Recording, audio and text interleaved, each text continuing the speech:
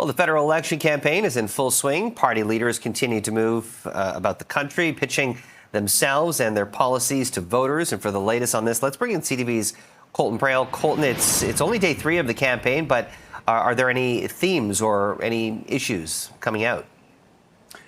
Yeah, housing affordability, unsurprisingly, some of the top issues that we're seeing repeated by the leaders when it comes to the new campaign promises. For example, Praill in the GTA today, changing slightly one of his promises that he's been pitching really for a long time now. Even in opposition, he announced today that he would remove the GST from new homes up to $1.3 million. For the last year or so, that number's been $1 million, but today the official policy coming out with an increase in that. At the same time, you have Jagmeet Singh in the GTA.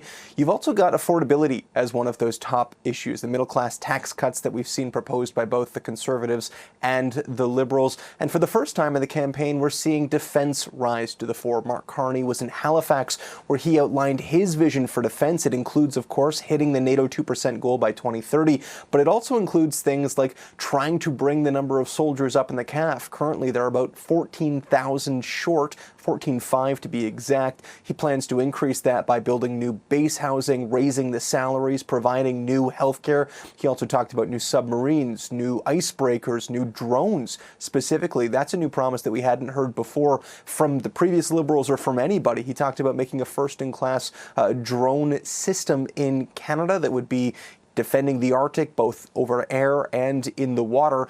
But by and large, all of these issues, Jamie, are things that we expected to be part of the conversation. Housing, affordability, they were the big button issues prior to Donald Trump's tariff threats, prior to some of the focus moving towards NATO spending and the need to broaden our military. But these have been key cornerstones of the election even before the resurgence.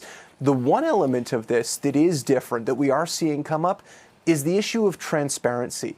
Yesterday, Mark Carney said he would take part in the TVA debate. Immediately afterwards, his team said they wouldn't, and that debate got cancelled. Today, Praill being asked a lot of questions about why he didn't get a security clearance based on reporting that shows India may have interfered in the Conservative leadership race in 2022 that saw him become party leader. Now, that is information that he didn't know, and even the report says that, but top Conservatives would have been aware of the information or of the allegation from CSIS if they had national security clearances. And so a lot of questions coming to both the Liberal and Conservative leaders around honesty, around transparency, and trying to pose those questions to them. What we haven't had is a lot of answers on those issues, Jamie. That's CTV's Colton Praill. We appreciate that report. Thank you.